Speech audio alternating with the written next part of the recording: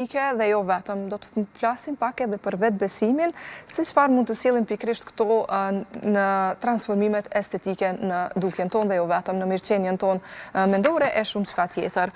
Doktoresha Rajmunda, mirë se vjen në Knasit, kem studio. Mirë se ju gjeta, faleminderit për ftesën. Po ndalemi pak edhe të themi në kohë, kemë shumë se 10 vite eksperiencë pune, do të dëgjojmë pak a shumë një rrugtim tëndin e më pas po dalim tek temat të cilën vetë se e kemi zgjedhur, të cilat janë transformimet estetike dhe jo vetëm.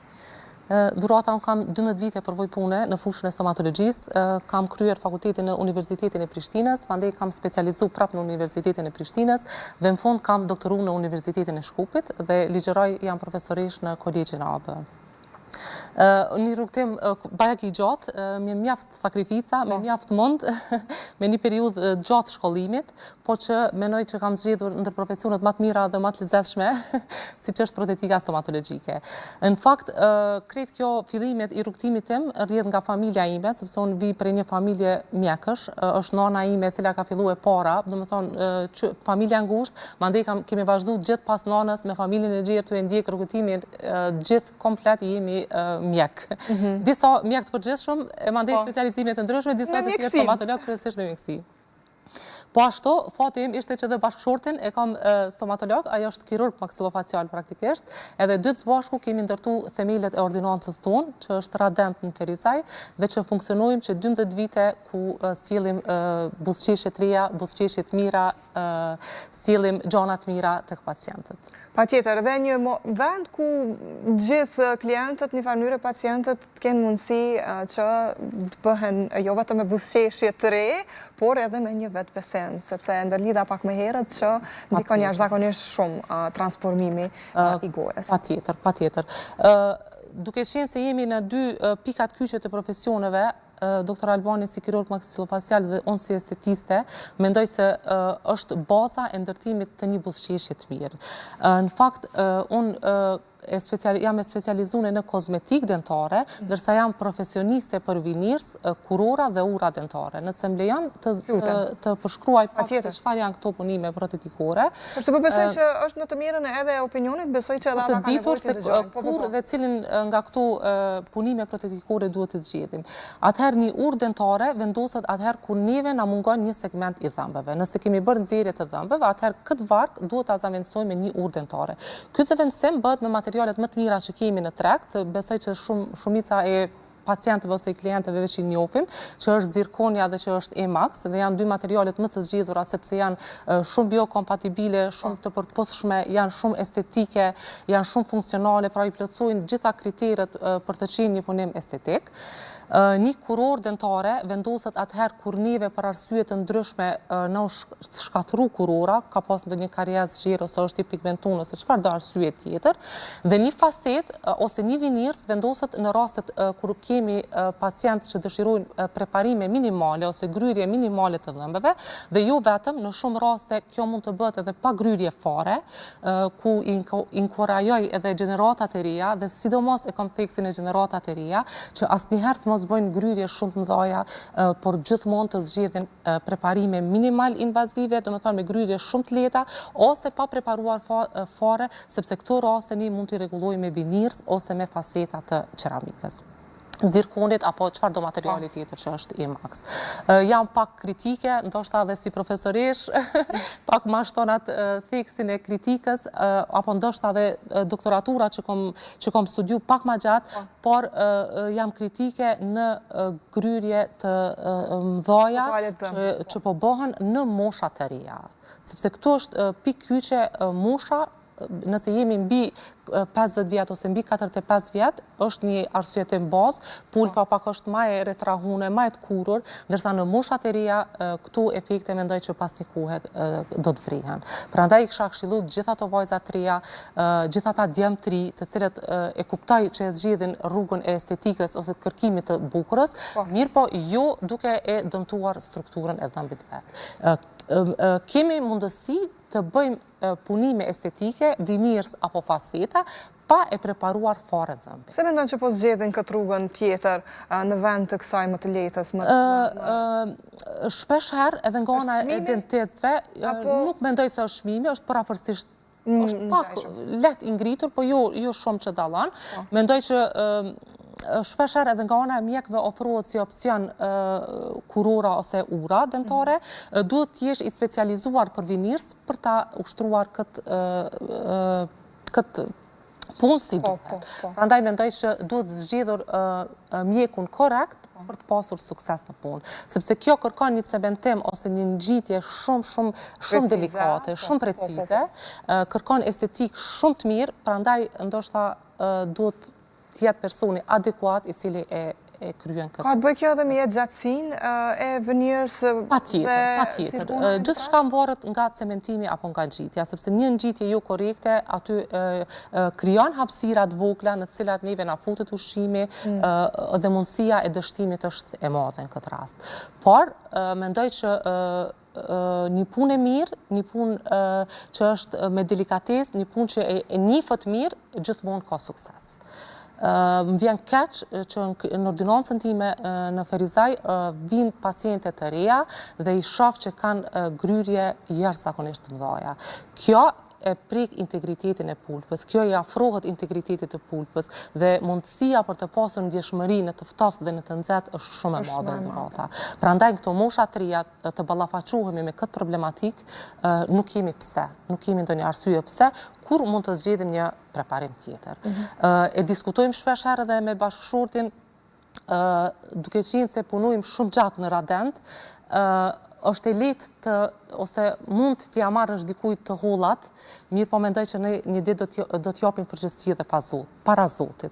Prandaj mbajtja e përgjegjësisë për punimet edhe për punën që i kemi kryer është e patjetërsueshme. Me qenë se je kritike pikrisht për pacientët në këtë rast, je kritike edhe për të tjerat që ushtrojnë po të njëjtin profesion, po që nuk e bëjnë punën ashtu si duhet dhe në fund të ditës e shohin pacientën si shenjë, unë kam shpesh shenjë dollarit, po në këtë rast e shohin si euro. Patjetër, mendoj që pacientët duhet kërkojnë specialistët e fushave përkatëse. Dhe pikërisht ky mos informacion tek pacienti që kemi specialistë të fushave përkatëse sjell deri tek këto problematika. Prandaj, nëse është për kirurgji, duhet ta zgjedh kirurgun, nëse është për protetik, ai duhet të zgjedh proteticintin, sepse kemi bërë disa vite shkollë për të specializuar një fokus, një drejtim të caktuar. Dhe pikërisht mos informacioni në popullat se specialistët e caktuar kryejnë ose ushtrojnë profesionet e caktuara, vjen deri tek këto pasoja. Dhe tani, po flasim për këto ndërhyrjet në përgjithësi estetike, po gjithsesi do të ndalemi te pjesa e buzëqeshjes, si ndikon në vetbesim. Po besoj keni pas raste mjaftueshëm kur keni ndryshuar një farë mënyre jo vetëm buzëqeshjen, por keni ndryshuar edhe gjendjen të brendshme të personave të cilët ndoshta edhe kanë qenë duke vuajtur pikërisht për mos dukjes të mirë të dhënave. Në fakt është e jashtëzakonshme, është pikërisht kjo që më ka sjellë dashurinë për protetikën, sepse rezultati është pothuajse i menjëhershëm. Nuk kalojnë 3-4 ditë dhe pacienti e sheh ndryshimin, e vërej ndryshimin tek vetja. Këta pacientë të cilët vinë në karrik me duke mbajtur dorën përpara gojës, duke thënë se asnjëherë në jetën e tyre s'ka buzëqeshur, sepse ka e ka pasur vëmendjen te buzëqeshja e vet, e cila s'ka qenë si duhet, dhe mandej për një kohë shumë shkurt e sheh veten në pasqyrë, besom që vinë pas një kohe na falenderojnë, ju duhet kohë për të mësuar, sepse as ata vet nuk e besojnë se ndryshimi është kaq i madh. Është i jashtëzakonshëm, ndikimi është i jashtëzakonshëm. Edhe normalisht që ndron më pas edhe mendësia, por edhe gjendja atyre.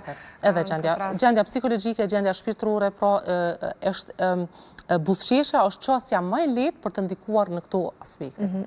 Po tani apo teprohet në këtë rast me këto ndërhyrje, se e përmendëm pak më herët edhe moshën e re të vajzave të reja kryesisht, po jo vetëm, janë edhe meshkujt ata të cilët në platforme që kërkojnë ndryshime goxha në moshë të re, për të pas dhëmb të drejtë, dhëmb të bardhë, tani kemi edhe dhëmb me diamanta e të tjera. Është fakt. Dhurata nuk janë gjithë këta pacienta për këto punime të cilat i zgjedhin. Mirë po, nëse secili ka të drejtën e vet të ndihet bukur, qoftë femër apo qoftë mashkull. Mendoj se është e drejtë e tij për të pasur një gjithë secilit, po. Mirë po, të zgjedhim punime që na kthejnë estetikën pa preparime, pa gryrje, invazive. Sa janë të hapur ata tani të pranojnë një farë forme këshillat e doktorëve? Mendoj që ju japim kohën e dur, me këta pacienta ulemi, e pim një kafe në tavolinat e punës, i diskutojmë pak më gjatë dhe i bindim për punimin adekuat për cilën ata vetëm ka nevojë, po. Zgjedhja e ngjyrës është njëra prej momenteve ku neve na duhet shumë gjatë me diskutu për pacientin, sepse tash punojmë me ngjyra ekstra të bardha, janë ngjyrat blanche, të cilat janë ekstra e bardhë. Mirë po, ne duhet ta bindim pacientin që jo të gjitha tonët e lëkurës janë për ngjyra ekstra të bardha, sepse nëse kemi një tonë të errët të lëkurës dhe nëse ne kemi flokë me ngjyrë shumë të errët, atëherë kjo duket më artificial realisht. Thekson më shumë rrudhat. Prandaj këta pacient i bindim për të zgjedhur ngjyra prapë të bardha, por që e ka një ton më të ulët se sa ajo ekstra blanche. Është e mira që këto punime na mundsojnë që një herë të shohim një pamje se si duket dhe mandej pacienti mund ta ndërroj para se t'i cementojmë ose para se t'i vendosim. Dhe pacientët në klinikën tonë gjithë janë të bindur, do të thonë, kemi arritur që ta diskutojmë që pikërisht njëra prej ngjyrave është adekuate për atë pacient. Dash të më shtua edhe diçka? Po, vetëm edhe të diskutoj edhe formën, edhe krijimin e transparencës. Këtu janë dy pika të ndihshme në estetik dentare, përzgjedhja e masisë të dhëmbëve, përzgjedhja e renditjes së dhëmbëve në varg, duke ruajtur tiparet e veta të fytyrës. Po se ka tani që vinë me foto, me video dhe i dua kështu, pikërisht i dua kështu. Kim Kardashian, ku ta di unë, emra të tillë që vinë pikërisht edhe kështu i dua. Ne do të ndjekim tiparet. Ai shkojnë për fytyra, si shkojnë. Nuk e kanë atë problem. Duhet ndjekim naturalitetin të rrota, duhet ndjekim fytyrën. Asgjë që duket në pasqyrë për herën e parë dhe që shifet, domethënë ndamas prej elementeve të tjera të fytyrës nuk është natyrale. Ne duhet të krijojmë gjëra që duken bukur, që duken natyral dhe në korrelacion me gjitha tiparet e fytyrës. Me matësinë e kokës, me matësinë e trupit në përgjithësi, pra janë krejt ato tiparet që ne ndjekim për krijuar punime estetike. Dhe tani më intereson të di, po ndërlidhem prapë me këtë pjesën e vetbesimit dhe sidomos po ndalemi tek gjinia femrore, tek gratë janë ato që më së shumti ndoshta edhe kanë kërkesa, por edhe në një farë forme janë emocionalisht pak jo gjithmonë mirë, jo gjithmonë ndihen mirë dhe kur të ndodh procesi, i cili po besoj merr kohë, padyshim për gjithë secilin që dëshiron të ketë një ndërhyrje, po si ndihen ato pasi të përfundon. Më intereson di ndoshta edhe ju si e përjetoni një gëzim kur një grua. Këto raste janë raste të cilat kanë përjetuar trauma të ndryshme. Dhurata traumat të cilat i kemi në jetë janë të shumta. Mundet me qenë traumë e cila ka hasur në komunikacion, dhunë fizike, traumë si pasojë e proceseve invazive të cilat ka kalu pacienti, ose tek gjinia femrore për shembull si pasojë e diabetit apo e osteoporozës, dhe këto trauma, këta pacient mandej vinë dhe kërkojnë ndërhyrje estetike tek ne. Tek këto pacient kërkohet një qasje tjetër. Së pari duhet kriju besimi intersjellët. Duhet t'i ndëgjojmë, duhet t'ju japim kohën të ndëgjojmë çka ata rrëfejnë për jetën e vet. Duhet të krijojmë mekanizma për të ngritur vetë vlerësimin dhe vetë besimin e këtyre pacientëve. Mandej me krijimin e besimit mendoj se gjithçka vazhdon si duhet. Impakti i parë kur pacientët shohin veten në pasqyrë është tetë e mirë, është jashtëzakonshëm. Mendoj se përveç psikologëve ose profesionistëve të tjerë që mirën me këtë aspekt, estetistët dentar janë ata të parë që në e para që duhet të kyçen, sepse pikërisht këto paciente që kanë kriju një buzëqeshje të tillë fillojnë ta ndjejnë veten gjallë, fillojnë të krijojnë ata mekanizmat e parë duke i ngritur vlerat në veten e tyre, duke e parë se dhe ato kanë mundësi dhe edhe ato kanë të drejtë të duken mirë sikurse që duken pacientët e tjerë. Patjetër. Po mirë, gjithë ka raste që i përcjellim me lot në sy nga gëzimi, me të vërtet kemi raste shumë, na sjellin lule, na përqafojnë jashtëzakonisht shumë, sepse është një ndryshim. Një ndryshim drastik në jetën e tyre edhe ndoshta i shumë pritur në këtë. I shumë pritur dhe më duket sikur e kanë menduar se është e pamundur të arrihet. Të arrihet, patjetër. E kam atë ndjenjë që e kanë menduar se tek ato këtu femra është e pamundur të arrihet një ndryshim aq i madh estetik. Cili është mendimi juaj tani sa i përket rrjeteve sociale dhe ndikimit të tyre? Përmenda pak më herët që ka njerëz të cilët ndoshta shkojnë te estetistja për çfarë do, tani nuk po flasim vetëm për dhëmbët, po flasim edhe për të tjera ndërhyrje, siç janë mbushjet me filler, botoksi, gjitha këto ndërhyrje të tjera të cilat janë jo kirurgjikale në këtë rast, edhe shkojnë me fotografi, ndikohen nga influencer të ndryshëm, edhe një farë forme më pas nuk dalin edhe të kënaqur, sepse nuk i përshtaten ato ndryshime që ata i kërkojnë. Kemi shumë raste të tilla, unë mendoj që për profesionistët dentar, marketingu ju i mirë ose rrjetet sociale shpeshherë na kanë dëmtuar punën tonë. E kanë dëmtuar këtë rast punën e stomatologëve, sepse gjithçka shfaqet në rrjetet sociale dhe neve na duhet shumë kohë mandej me bisedu, me diskutu me ata pacienta se çka është e duhur dhe cili trajtim duhet me qenë i duhur. Unë kam pas raste ku në ordinancën time ka ardhur pacientja 16 vjeçare ose 17 vjeçare dhe kërkon filler ose kërkon punime estetike me venir duke kërkuar preparime. Dhe çka është më interesant, këto pacientë thonë se mund të bësh çfarë dush, nuk e kam problem për prind, sepse na në moshën 18 vjeçare gjithmonë kërkojna aprovimin e prindit dhe se thotë se mund të vazhdosh të bësh çfarë të duash.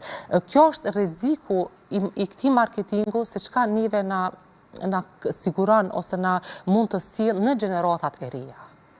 Dhe asesi, jo që nuk lejojmë, por mandej bëjmë diskutime në seanca të ndryshme për të bindur këtë paciente se nuk duhet kryer një trajtim të tillë. Po çka nëse nuk binden, doktoresha? Ju keni performuar në këtë rast ndryshime, ndërhyrje estetike, me filler, me botox, me veneers tek moshat 9-18 vjeç? Absolutisht jo. Në mosha 18 vjeç jo. Kjo varet shumë prej moshës. Mbi moshën 18 vjeçare kemi raste ku i diskutojmë shumë gjatë, por nëse pacienti kërkon, atëherë i marrim flet pëlqimet e pacientëve, ku ai nënshkruan se pranon ta kryejë një trajtim të tillë, një ndryshim të tillë dhe se e vazhdon. Edhe vazhdon tutje me procedurat, patjetër që po. Në fund të ditës mbi 18 vjeç edhe është i vedeshëm, është i informuar. Gjendjet legale për të marrë vendimet për është i informuar si duhet, po që mendoj që prapë personat e duhur, profesionistët duhet të kenë hapësira më të mëdha në televizione, në rrjete sociale, sepse shpesh herë i shoh të heshtur dhe nuk flasin, se profesionistët sjellin informatat e duhura për rastet adekuate. Prandaj kisha kërkuar edhe nga televizionet që sa më shumë të thrasin profesionistë, sepse asnjëherë nuk e kam dëgjuar që një profesionist e shtyn një pacient për të kryer një trajtim i cili nuk është i duhur për pacientin. Jemi të shkolluar dhe jemi të edukuar në atë formë që gjithmonë të zgjidhim më të mirën për një pacient. Nuk ma merr mendja që nuk i kisha mujt të bëj gjumi natën nëse unë e kisha kry një trajtim i cili s'ka qenë adekuat për një pacient, në këtë rast për një kërkesë që mund vije, ndoshta edhe e gabuar në këtë rast nga pacientët. Do doja ta diskutoja trendin më të fundit i cili ka qenë edhe viral për para disa jave, ishin dhëmb të mbushur në formë apo në dukje të diamantëve dhe u bë viral jashtëzakonisht shumë dhe më intereson shumë mendimi juaj në këtë aspekt tani edhe se çfarë mund të ndikojë tek gjeneratat e reja këtë rast një paraqitje e tillë. Një punim i tillë. E kam parë se janë quajtur fakt dhëmb të diamantit ose kurura të diamantit. Realisht kjo është ceramik dentare, është e njëjta sikurse që punohet në emax ose në zirkon, pra është i njëjti material. Mirë po mandej frezohen, përpunohen në formë të tillë që jep thyrjen e dritës dhe reflekton sikurse që është një shkëlqim i diamantit. Këta pacient duhet ta kenë të qartë, është mendimi im se është një punim i cili është trend ose është sezonal. Personalisht nuk i ndjek forma të cilat nuk janë ato që na ka krijuar natyra ose ato që na ka krijuar Zoti. Është jashtë në përgjithësi është pak jashtë natyrës dhe nuk mendoj që është trendi më i mirë që duhet të ndjekur. Në këtë rast edhe mund të ketë ndikim tani të të rinjtë edhe të rejat. Unë e përmend as disa herë pak më herët që mund vijen dhe të kërkojnë pikërisht diçka të tillë të cila nuk është natyrale. Nuk është natyrale. Gjithmonë duke diskutu, duke e shpjegu tek pacienti dhe nëse ai e zgjedh dhe pranon që pas një kohe do të ketë diçka tjetër dhe besoj që do të kthehet tek naturaliteti i vet, atëherë është. Përveç ndërhyrjeve dentare, në këtë rast e përmendëm pak më herët që jeni edhe pjesë e estetikës tjetër, do të ndërhyrjeve të tjera, cilat janë trendet e fundit, tashmë nuk është tabu. Po themi çdo e dyta femër thuaj se ka pas një ndërhyrje të vogël apo të madhe në jo vetëm fytyrën e saj, po gjithsesi tashmë është bërë më se normale që të kenë ndërhyrje të cilat i bëjnë ato që të ndihen më mirë me veten e tyre. Unë thash edhe më herët jam e specializuar në vinirs dhe në kurora. Do të thonë këtu janë dy pikat bazike. Fokusi më i madh është aty. I krye dhe jam e trajnuar në Stamboll për aplikimin e fillerit dental. Kam bërë një trajnim mjaft gjatë në Turqi, i cili është trajnim i avancuar mbi fillerët dental, por që mundohem që teknikat që i kam mësuar atje me i kriju këto dhe tek pacientët, me i punu dhe tek pacientët, sepse janë metoda ku i ndjekim korelacionin e muskujt dhe nuk bëjmë shpime ku janë në kundërshtim ose në drejtim të kundërt me muskujt, që të mos shkaktojnë trauma në trauma gjatë procesit. Gjithashtu, në bashkëpunim me doktor Albanin, kirurgun ordinancë, punoj me kanula dentare, ku vetëm me aplikim të anestezionit dhe vetëm me një pikë shpimi, ne i kryem gjitha trajtimet si që janë mollzat, këtu mjekra dhe trajtimet e tjera, ku përdorim kanulën dentare e cila është 99% e sigurt dhe nuk ka risk në për shembull në çastin e antegjakut ose dëmtime tjera që mund të shkaktojnë ndonjë. Është jashtëzakonisht e sigurt si metodë punës, pothuajse shumicën e fytyrës e aplikojmë fillerin me kanullë dentare. Jemi 2 bashkë gjatë aplikimit dhe siguria është mos themi 100%, por është mjaft e lartë. Dhe tani më intereson pak, me qenë se e përmenda disa herë kritikat në fillim kundër pacientët, më intereson pak edhe për estetistët, kritika juaj, sepse kemi shumë që një farë forme, po shprehem kështu, po ja marrin vetës estetist, por që në fakt nuk është se edhe janë. Jo vetëm të trajnuar, por edhe të certifikuar në këtë rast për të bërë këto ndërhyrje. Që në fund të ditës e kanë rrezikshmërinë e tyre, por parasysh që mund t'jenë ose mund duken të lehta për të aplikuar. Dhurata, trajnimet 2 ditore ose 3 ditore janë avancime shtesë. Ajo nuk është shkollim bazik. Këta duhet ta kemi të qartë. Është i pamjaftueshëm 2 ditë ose 3 ditë trajnim në të cilin ti ke mësu krejt organizmin. Këto pika shteti duhet me qenë mjaft rigoroz, sepse është në pyetje shëndeti i pacientit. Ne kemi raste ku pacienti thotë se jam i ndihshëm, kam predispozita për alergji dhe ne menjëherë e konsultojmë alergologun në ordinancën tonë. Pra kemi mekanisma në të cilët ne i trajtojmë këta pacienta. Po çka nëse jemi me një kurs ose me një avancim 2 ose 3 ditor. Absolutisht është i pamjaftueshëm. Absolutisht është i pamjaftueshëm. Dhe cilat në fakt edhe në trajnimet që i kanë bërë jashtë vendit, edhe në trajnimet që janë bërë jashtë vendit, e shoh se ligjet e shtetit i kanë ndalu rastet e tilla që kanë punu nga jo profesionistët dhe kanë dënime jashtëzakonisht larta nëse veç aplikojnë. Pa licencë të punës. Cilat janë këshillat tani dhe sa jeni pro ndërhyrjeve? E kuptoj që moshat e reja nuk është se ju preferohet edhe ju duhet që të presin edhe pak, ndoshta derisa të bëjnë të paktën 18 vjeç, po gjithsesi këshillat dhe si duhet zgjedhur profesionistin në këtë rast?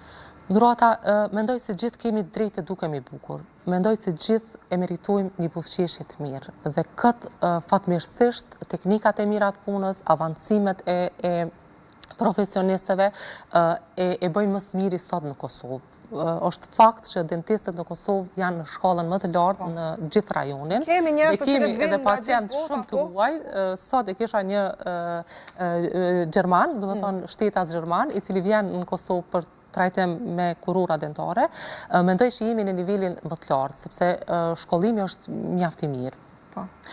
Prandaj, duhet dhe pse jo të mos bëjmë trajtime estetike. Mirë po duke i ruajtur naturalitetin dhe duke i ruajtur tiparet të cilat na ka dhënë natyra. Nuk është e drejtë që të gjitha fytyrat të duken njësoj. Shumë e vërtet. Nuk është e drejtë. Prap se prap, ne tek njëri tjetri kërkojmë atë të veçantën, për të lidhur atë lidhjen e brendshme ndërnjerëzore që e kemi. Krijojmë një tipar i cili na afron njëri me tjetrin. Dhe nëse gjithë dukemi njëjtë, atëherë do ta humbim ndjenjen njerëzore brenda vetës. Prandaj nuk duhet të dalim prej kontureve natyrale të vetës.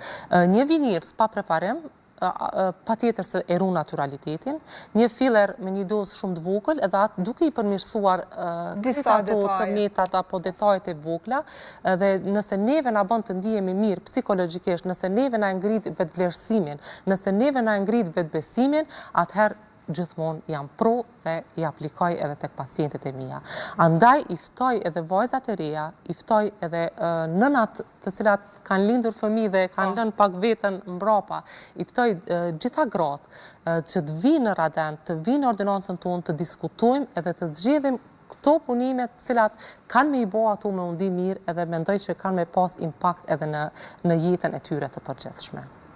Po mirë shumë, krejt për fund, do të flasim pak edhe për kohën, me qenë se e përmende pak më herët, që përveç se ligjëruese, do të thotë profesorish, në këtë rast edhe jeni në ordinancë, po shtoja kësaj edhe obligimet si nën. Është e vështirë, normalisht. Pikërisht durata mendoj që prej që kam lindur fëmijët, prej që jam nën, unë mendoj që jam shumë më e mirë.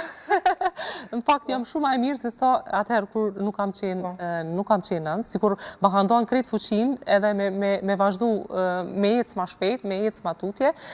Mendoj që njeri kur don diçka edhe kur e bën me dëshirë, kur e bën me dashuri i arrin gjitha punët, i ndan ato mekanizma, zgjohem herët me drekën, me këto gjana edhe mandej e vazhdoj punën me termine në ordinancë, në kolegj është punë e jashtëzakonisht e mirë, është punë jashtëzakonisht e mirë me nda përvojën edhe me nda diturinë me studenta, edhe me i motivu ata me ecë përpara dhe me i motivu me zgjedh profesionin e duhur për jetën e tyre. Unë gjithmonë ju them studentëve të mi, zgjedheni atë që ju ndiheni rahat, zgjedheni atë që ju mendoni se shkëlqeni, dhe mos zgjedhni profesione ku nuk ndiheni mirë dhe nuk ndiheni rahat, sepse jeta është e gjatë dhe nuk ja vlen të bartim mbi vete barë, të cilën nuk na duhet ose nuk kemi përse. Prandaj unë kam zgjedh protetikën, kam zgjedh kozmetikën dentare, sepse mendoj është pika e vetme ku unë shkëlqej dhe ku unë jam rahat gjatë punës time. Mund të benejt 12 orë me të njëjtin pacient të diskutu, të preparu dhe nuk e një lodhin fare. Sa mirë, edhe lumë studentët që të kanë ty si profesoresh edhe normalisht për me u përçu gjithë këtë pozitivitet për punën, por edhe një etikë, se mësë në fund të ditës ka shumë fatkeqësisht profesionisht që e thejnë etikën profesionale në këtë rast. Nuk duhet lejuar, nuk kam dëshirë të ndëgjoj këtë... Patjetër, e kuptoj, nuk du të pranoj. E di është e vështirë, por fatkeqësisht kemi pa shumë raste që... Ta kem, shpresoj që t'jetë nga ndonjë mosnjohuri. Unë mendoj që duhet bashkëpunojmë, duhet kemi bashkëpunim ndërkolegial, këtë e kam vritur shumë kur kam shkuar për studime jashtë vendit, kur shkojmë në takime të ndryshme. Kjo në Kosovë pak mungan, në më thonë bashkëpunimi ndërkolegial, sepse nëse kemi këtë bashkëpunim, atëherë na jemi më të mirë dhe jemi shumë më të fortë në profesionin tonë. Fatmirësisht, unë e kam kirurgu në ordinancën time, që është bashkëshortë em, është fati em i tillë, që jam komode dhe rahat në punën që e bëj. Mirë, po për ata që nuk e kanë, duhet bashkëpunuar njëri me tjetrin në mënyrë që të sillim. Qëllimi jonë është të sillim më të mirën për pacientin. Krejt për fund, këshillat sa i përket në këtë rast kujdesit, jo vetëm të fytyrës, por edhe shëndetit oral, i cili duhet patjetër të jetë sistematik dhe vetëm. Pastrimi, higjiena të mos e diskutojmë, të mos e flasim. E kam një përshtypje se pacientët kur kanë lodhje ose kur kanë gjana të ndryshme që i ngarkujnë në fazat të ndryshme të jetës, shumë let i nxjerrin dhëmbët, vinë me një karjes ose me diçka dhe i nisojnë me bën nxjerrje të dhëmbit. Unë ju them këtyre pacientëve që insistoni deri në fund me e shëru një dhëmb tuajin, sepse nuk nuk krahasohet, është domethënë është gjëja e vetme me vlerë që e kemi, prandaj në këtë pikë jam pak më e ndihshme, duke i motivu që të vinë edhe të bëjnë trajtimet e duhura për ta shpëtuar dhëmbin. Kjo është ajo këshilla që ju kisha dhënë, të mos ngutën me vazhdu me nxjerrje të shpejta, sepse sot kemi mundësi që të shërojmë shumicën e proceseve në gojë, në kavitetin oral. Doktoresh, ishte shumë kënaqësi që të pata në studio, nuk kënaqa me bisedën, por besoj që edhe shikuesit sadopak kanë pas mundësi të marrin informacione dhe jo vetëm këshilla njëkohësisht, e po shpresoj që të shihem edhe era tjera pse jo tema ka mjaftueshëm. Faleminderit Dhurata, ishte kënaqësi për mua të ndaj mendimin